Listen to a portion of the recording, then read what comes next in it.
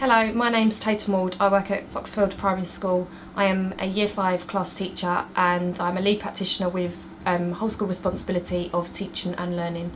In today's session we're going to be looking at how to plan an effective guided reading session. Okay, so our topic at the moment is migration. So we try and link our guided reading into our topic so guided reading is not a standalone separate half an hour part of the day.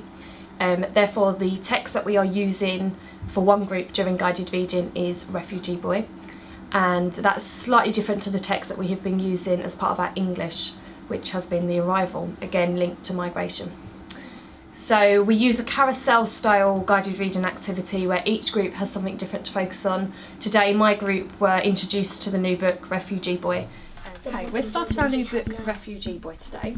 So we are doing the topic of migration, so this links in really well. And although we've done migration, we haven't really touched on refugees at the moment. So just want you to have a think, what might a refugee be? Just on your own first of all. What's a refugee? Have a chat with your shoulder partner. Refugee is someone that has a push or pull factor and then they come to a different country, so it's a bit like migration. Okay, a refugee is a person who has been forced.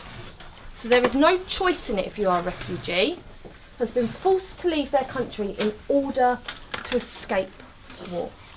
And just before we start reading, what I've done is I've just taken a sentence from the book.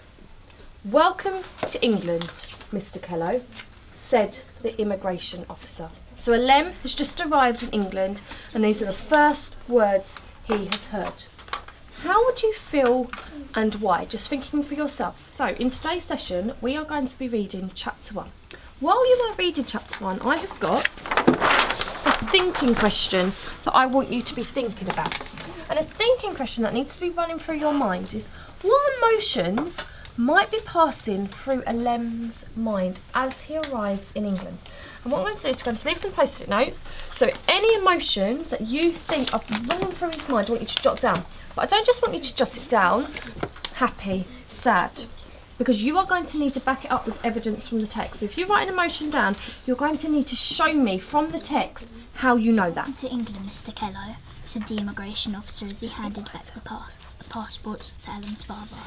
Alem stared up at the tall officer. The officer looked down at Alem. "Have a good holiday now." "Thank you," said Alem's father. He took Alem's hand. Abia Yortiga Tikiao, he said, brimming with excitement. His father turned to him and spoke as if he was trying to shout quietly.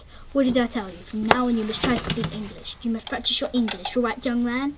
Alem panicked. "Ishi Abia," he said. He's apprehensive because he's very self-conscious of the fact that his English wasn't great. Okay. And what was the evidence from the text, Sammy, to suggest that his English wasn't great? That very same sentence, he was very self-conscious because of... But he was very self-conscious of the fact that his English wasn't great. Okay, can you find anywhere else where it shows us that his English wasn't great? I know, Ruby, you were reading it to me. When he was talking in the other language. Yeah, when actually, straight away, when his dad was telling him to speak in English, he went straight back to his other language. The language that the authors used there, and they haven't just said he was excited, they've said he's brimming with excitement. So what do we think that might mean, Sammy? I think that means he's full of excitement and he's so happy that he could nearly burst. Anyone want to build on what Sammy said?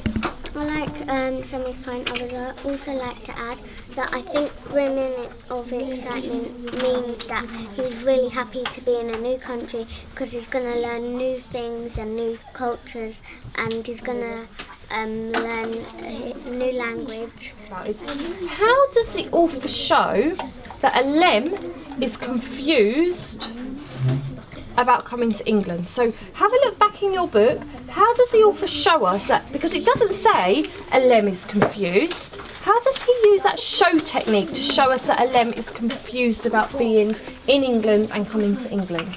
I found here when I opened the book, it says, do you know where spaghetti comes from? And then LM's going, easy, replied LM, confidently, Italy. And that's where it originated. And then he got confused because where it was made in England, but it was originated from Italy, so he was confused. So all these new cultures he's getting a little bit confused about. Okay, we've had a really, really good session. Tomorrow, in your follow-up session, what I want you to be thinking about is really exploring that theme of conflict which comes up in the book. So you need to be thinking about, we know this book is about conflict. What does conflict mean? What words are associated with conflict? Okay, and that is what you're going to be doing tomorrow. Okay, that's right. A separate group who were doing a follow-up activity as they had previously read their guided reading book, and they were exploring the theme of conflict, which is a theme that comes up throughout the book. And then during our guided reading sessions we have a writing group, again focused on our book, which was The Refugee Boy, and they were really putting themselves into the shoes of Alem and thinking about his experiences and how they might feel if they were in that position. And finally, we always have a group who are reading for pleasure, to give the children a chance to read a choice of texts, what they want to choose in the reading area, which is quite a cosy area, quite a nice area for them to be reading. And then the children rotate, so they get a chance to do all of those activities. And what we found is it really has improved children's independence. They don't need to rely on the teacher. They're using their shoulder partners for support.